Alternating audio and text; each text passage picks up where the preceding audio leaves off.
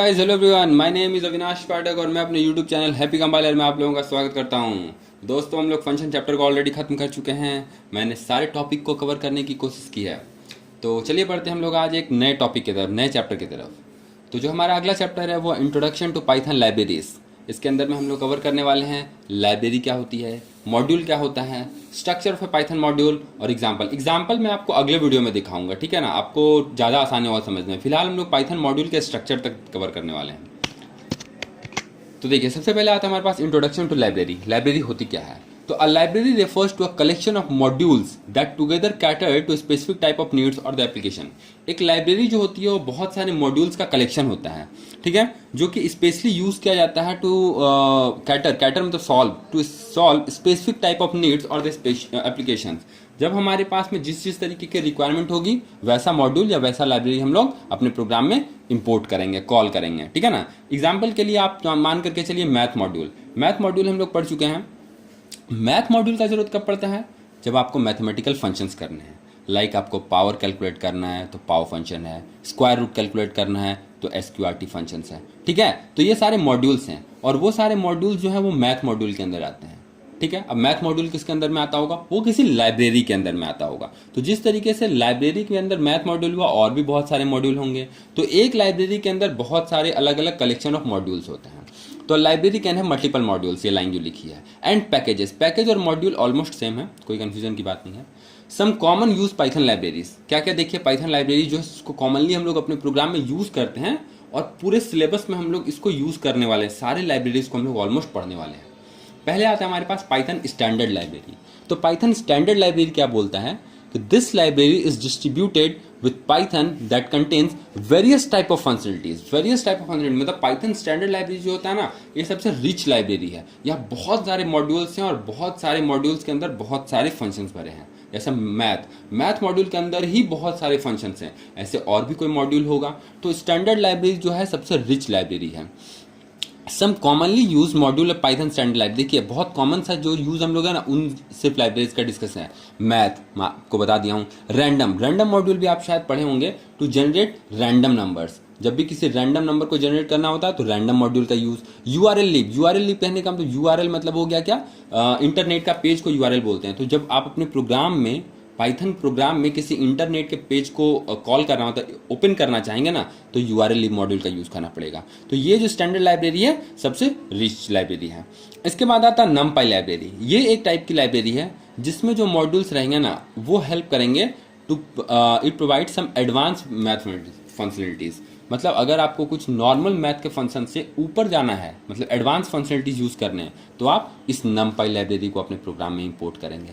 उसके बाद आती है साइंस पाई लाइब्रेरी, ठीक है। ये सबके लास्ट में जो ये पाई लगा है ना, पीवाई कहने का मतलब पाइथन फाइल है, इसलिए पीवाई इसको बोल रहे हैं हम लोग। तो use for algorithmic and the scientific calculations, मतलब साइंस पाई को कॉल करेंगे जब हमें कुछ साइंटिफिक कैलकुलेशंस करने हैं अपने प्रोग्राम्स के थ्रू, ठीक है। फिर उसके बाद आता है मैटप्लॉटलिब लाइब्रेरी। तो मैटप्लॉटलिब लाइब्रेरी का काम है it offers many functions and the tool for preparing plots, charts, graphs. मतलब कि अगर हम लोगों को कुछ अपने प्रोग्राम्स के थ्रू ग्राफ बनाना होगा, बार ग्राफ, लाइन ग्राफ या फिर पाई चार्ट बनाना है, तो उस समय हम लोग मैटप्लॉटलिब लाइब्रेरी करेंगे। तो देखिए, ये सारी लाइब्रेरीज को हम लोग पूरा अपने सिलेबस में कवर करने वाले हैं। एक चैप्टर है इसका पढ़ने के लिए, ठीक है ना। रैंडम मॉड्यूल तो हम लोग इसी चैप्टर में करेंगे, मैथ आप ऑलरेडी देख चुके हैं, यूआरएल लिब भी इसी चैप्टर में करेंगे लाइब्रेरी में। मैटप्लॉटलिब का एक अलग से ही चैप्टर है, नमपाई भी उसी के अंदर में आएगी। साइंस पाई का यूज हम लोग नहीं करने वाले हैं पूरे सिलेबस में, लेकिन बस आप इतना समझ लीजिए, साइंटिफिक कैलकुलेशन जब जहां करना हो तो ये लाइब्रेरी कॉल होगी। तो लाइब्रेरी का काम क्या हो गया कि जिस तरीके का प्रोग्राम उस तरीके की लाइब्रेरी हमारी कॉल होगी। तो ये जो सारी लाइब्रेरीज है ना, ये बिल्ट इन लाइब्रेरीज है, मतलब ऑलरेडी हमारे पास पहले से अवेलेबल है। इस चैप्टर के थ्रू हम लोग जो सीखने वाले हैं, खुद का हम लोग क्या करने वाले हैं, मॉड्यूल बनाने वाले हैं। जैसे मैथ मॉड्यूल है ना, तो हम लोग यहाँ पे अपने नाम खुद का रिक्वायरमेंट के अकॉर्डिंग अपने नाम का या फिर जो भी चीज़ है उस तरीके का मॉड्यूल बनाने वाले हैं। चलिए बढ़ते हैं आगे। तो व्हाट इज मॉड्यूल? अब मॉड्यूल समझना है कि the way of partitioning a programme into smaller individual components is called modularity. मतलब अगर हम लोगों का एक लार्ज प्रोग्राम है, उसको छोटे छोटे कोड्स को डिवाइड करना, मतलब अगर 100 लाइन ऑफ कोड्स है, उसको अगर आप 20 करके अगर डिवाइड कर देते हैं अलग अलग, तो आपके पास टोटल 5 मॉड्यूल तैयार हो गए, ठीक है। तो यही होता है मॉड्यूलरिटी, यही कहलाती है कि स्मॉलर कंपोनेंट्स में जब हम लोग लार्ज प्रोग्राम को डिवाइड कर दें तो वो मॉड्यूल कहलाएगा। क्यों हम लोग करते हैं मॉड्यूल को क्रिएट, वो ये लाइन में है।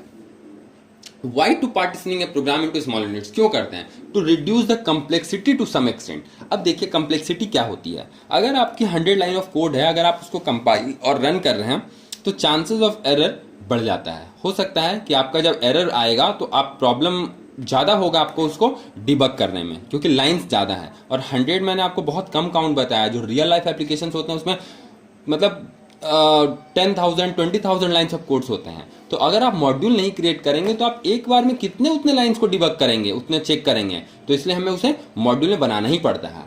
Second, to reuse the content. अच्छा, एक और बात इसमें, जब आप मॉड्यूल बना लेंगे ना तो पूरा जो प्रोग्राम रहेगा ना वो मॉड्यूल वाइज रन होगा। अगर आपने 5 अलग अलग मॉड्यूल बनाए हैं तो मॉड्यूल 1 को मॉड्यूल 2 से कोई मतलब नहीं है। मॉड्यूल 1 अपना रन करेगा, मॉड्यूल 2 अपना रन करेगा। और सारे मॉड्यूल्स को जब प्रॉपरली रन कर दिया जाता है तो एक जगह पे कंबाइन कर दिया जाएगा, फिर हमारा प्रोग्राम रेडी। सेकेंड पॉइंट है to reuse the contents in other programs without rewriting the same set of code. अब आप समझिए मैथ मॉड्यूल एक बार बना करके रख दिया गया है किसी डब्बे के अंदर में। अब आपको जब जरूरत पड़ती है आप डब्बा खोलते हैं, उसको इंपोर्ट करके यूज कर लेते हैं मैथ मॉड्यूल को। तो इसी तरीके से आप भी जो मॉड्यूल बनाएंगे ना वो आप एक बार बना करके अपने जगह पे रख दीजिए सेव करके, और जब आपको प्रोग्राम में यूज करने की जरूरत है जस्ट आप उसको इंपोर्ट कर लीजिए। वो सारे फंक्शंस आपके उस मॉड्यूल के अंदर के यूज होने लगेंगे। मतलब आपको दोबारा लिखने की जरूरत है ही नहीं। अगर आप सपोज एडिशन नाम का एक कैलकुलेटर, आप एक मॉड्यूल बना रहे हैं जिसके अंदर एडिशन सब्ट्रैक्शन सारे फंक्शंस हैं, अगर आपको ऐड करना है तो आप फिर से ऐड का 3 लाइन का ही प्रोग्राम है, लेकिन आप 3 लाइन क्यों लिखने जाएंगे? आपको जस्ट इंपोर्ट करना है, पूरा काम हो जाएगा हमारा वहां पे। तो यही होता है रीराइटिंग, ठीक है ना। रीराइटिंग हमें करने की जरूरत नहीं है। तो it creates a number of well defined documented boundaries within the program. अब ये लाइन क्या बोल रहा है कि अगर आपके पास में मॉड्यूल्स अलग अलग बने रहेंगे तो आप हर एक मॉड्यूल को उसी के अकॉर्डिंग डॉक्यूमेंट करेंगे, ठीक है ना। अगर आपका पूरा प्रोग्राम रहेगा, पूरे प्रोग्राम को अच्छे से डॉक्यूमेंटेशन नहीं कर पाएंगे, नहीं बता पाएंगे कि कहाँ पर क्या काम हो रहा है। लेकिन अगर वही मॉड्यूल वाइज होगी तो आप मॉड्यूल 1 ये काम करती है आप ऊपर बता देंगे, उसके नीचे मॉड्यूल 2 का काम बता देंगे। मतलब अच्छा से इसका डॉक्यूमेंटेशन हो सकता है। तो इसलिए ये सारी चीज़ों के लिए हम लोग मॉड्यूल क्रिएट करते हैं। ये लाइन इंपॉर्टेंट है कि once created reuse as many time, जो कि हम लोग पढ़े थे सेकंड पॉइंट, कि एक बार अगर आप क्रिएट कर लीजिए आप जितनी बार चाहिए उतनी बार यूज कीजिए मॉड्यूल्स को। यही है real beauty of modules. Modules हम लोग बनाते ही इसलिए हैं। बहुत मजा आने वाला है आपको इस चैप्टर में, मैं बता रहा हूं। जब हम लोग सीख जाएंगे ना मॉड्यूल का प्रोग्राम बनाने के लिए, आप हमेशा इसे ही यूज करोगे, ठीक है। चलिए बढ़ते आगे। फिर आता है structure of A Python module, कि एक पाइथन के मॉड्यूल का स्ट्रक्चर क्या होता है, क्या क्या चीज़ें होती हैं मॉड्यूल में। तो Python module is a normal Python file containing 1 और more of the following objects. कोई एक चीज़ भी हो सकती है, 3 चीज़ें भी हो सकती है, सारी चीज़ें भी हो सकती है एक मॉड्यूल्स के अंदर में। क्या क्या होता है? पहला होता है doc string.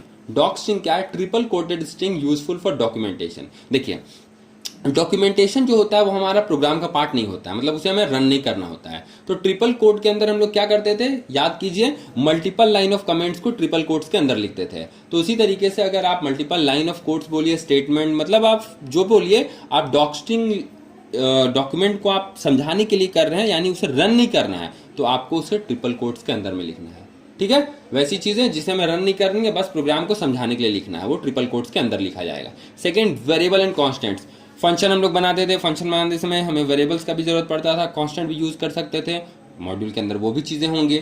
Class and object. अब देखिए ये जो 2 पॉइंट है ना, ये 2 पॉइंट हो सकता है, सॉरी, ये जो 2 पॉइंट है क्लासेस एंड ऑब्जेक्ट, हो सकता है कि आपको नहीं इस पूरे चैप्टर में या फिर पूरे सिलेबस में मिलने वाला है। ये मैं आगे डिस्कस करूंगा, एक पूरा वीडियो इसके लिए बनाना पड़ेगा।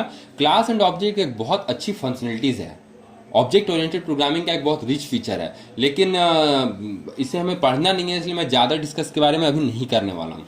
फिर स्टेटमेंट्स उसके अंदर में रहेंगे। स्टेटमेंट्स क्या होता है? सेट ऑफ इंस्ट्रक्शंस होता है, मतलब कि नॉर्मल एक फॉर स्टेटमेंट, इफ स्टेटमेंट, या कोई एक सिंगल लाइन भी, ठीक है ना, वही सेट ऑफ इंस्ट्रक्शन, तो वो स्टेटमेंट्स होंगे। और फाइनल फंक्शंस होंगे। तो फंक्शंस जो हम लोग बनाते थे वो मॉड्यूल में ही बनाएंगे। क्लियर हो गया आपका काम? तो अब आपको मैं जो नेक्स्ट वीडियो बताने वाला हूं ना, उस वीडियो में दिखाऊंगा कि हम लोग मॉड्यूल को क्रिएट कैसे करते हैं और उसे अपने मेन प्रोग्राम में कॉल कैसे करते हैं। Thank you for watching guys, और जो नए हैं मेरे चैनल पे वो प्लीज सब्सक्राइब करें चैनल को, और बेल आइकन को दबाना बिल्कुल ना भूलें, और साथ में वीडियोस को लाइक भी जरूर करें। Thank you very much.